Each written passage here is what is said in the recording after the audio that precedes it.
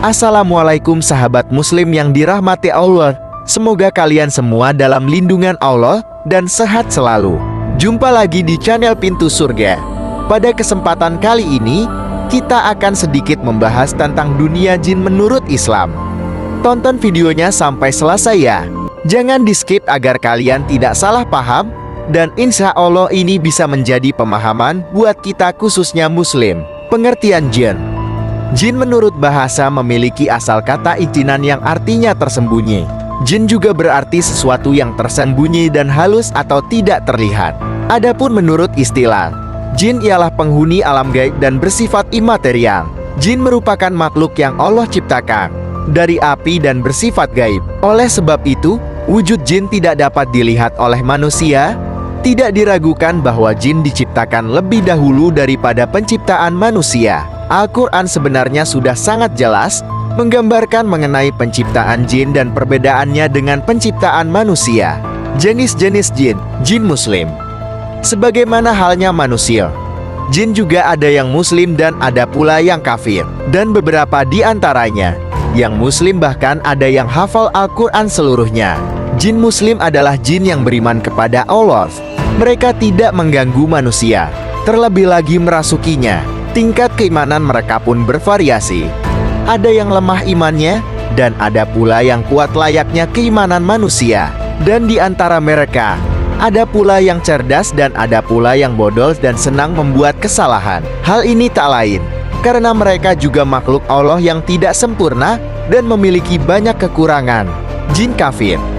Sebagaimana halnya jin yang beragama Islam, ada juga beberapa golongan jin yang kafir. Jin yang kafir inilah yang sering mengganggu manusia dan menjerumuskan ke hal-hal yang keji. Lain halnya dengan jin muslim yang sibuk memperbanyak kebaikan untuk dirinya. Jin kafir malah menyibukkan dirinya untuk mengganggu manusia. Di antara golongan jin yang kafir itu, terdapat 3 nama yang familiar, yakni setan, iblis, dan ifrit. Ketiga golongan jin tersebut merupakan jin yang jahat dan telah disebutkan namanya dalam Al-Quran, sekaligus merupakan musuh bagi umat manusia. Mereka merupakan golongan yang telah dikutuk oleh Allah disebabkan kedurhakaan dan pembangkangan terhadap perintah-perintah Allah. Oleh karenanya umat manusia dilarang untuk bekerja sama, berkomunikasi, terlebih lagi menjalin persahabatan dengan mereka. Jin laki-laki. Dalam Al-Quran surah Al-Jin telah diterangkan yakni, dan bahwasanya ada beberapa orang laki-laki di antara manusia meminta perlindungan kepada beberapa laki-laki di antara jin, maka jin-jin itu menambah bagi mereka dosa dan kesalahan. Quran Surah Al-Jin ayat 6. Ayat tersebut menunjukkan adanya pembagian jenis kelamin pada bangsa jin, yang sama halnya dengan manusia, yakni laki-laki dan perempuan. Di samping ayat Al-Quran di atas, beberapa hadis juga ada yang menunjukkan adanya jenis kelamin pada jin. Antara lain apa yang diriwayatkan melalui sahabat Nabi Muhammad. Dari Anas bin Malik berkata, bahwa Nabi Muhammad apabila masuk ke toilet membaca, "Ya Allah, aku berlindung kepadamu dari gangguan al-kubuts jin laki-laki dan al-habait jin perempuan." Jin perempuan. Sebagaimana hadis yang diriwayatkan sahabat Nabi dari Anas bin Malik mengenai doa masuk ke toilet, bahwa jenis jin juga ada yang berjenis perempuan al-habitsat yang penjelasannya telah diuraikan pada bagian jin laki-laki. Jin anak-anak.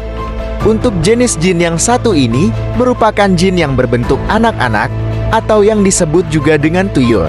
Terkadang jin ini merasuk ke dalam tubuh seseorang tanpa alasan dan suka bergurau bahkan bermain-main. Sebagaimana halnya manusia, jin yang berbentuk tuyul juga bertingkah laku layaknya anak manusia pada umumnya. Mereka sulit diajak bicara, mengingat jin bentuk tuyul belum mengerti apapun dan tidak paham dengan apa yang kita ucapkan. Begitu pula kita juga tidak paham dengan apa yang mereka ucapkan.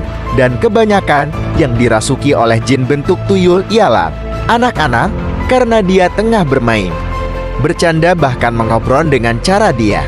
Berikut beberapa kelemahan jin. 1. Tidak bisa mengalahkan orang-orang saleh. 2. Setan takut dan lari oleh sebagian hamba Allah. 3. Jin takluk dan taat kepada Nabi Sulaiman. 4. Setan atau jin tidak dapat menyerupai Rasulullah. Kelima, setan dan jin tidak dapat melewati batas-batas tertentu di langit. 6. Jin tidak dapat membuka pintu yang sudah ditutup dengan menyebut nama Allah, tempat tinggal jin. Jin tinggal di dua tempat, yaitu di luar tubuh manusia dan di dalam tubuh manusia. Di luar tubuh manusia mereka berada di gunung, gua, laut, limbah, kandang unta, tempat-tempat bernajis, rumah manusia, pasar, tempat-tempat kosong yang tidak berpenghuni. Sedangkan di dalam tubuh manusia mereka berada di aliran darah, lubang-lubang di bawah kuku, ketiak, otak kecil, ulu hati, belakang lutut, titik-titik bekam, dan jempolan kaki. Sahabat muslim yang beriman, demikian penjelasan mengenai dunia jin. Semoga Allah selalu melindungi kita dari godaan setan yang terkutuk. Terima kasih telah menonton, dan yang subscribe semoga selalu mendapat perlindungan dari Allah, sehat selalu, dilancarkan rejeki, dan selamat dunia akhirat.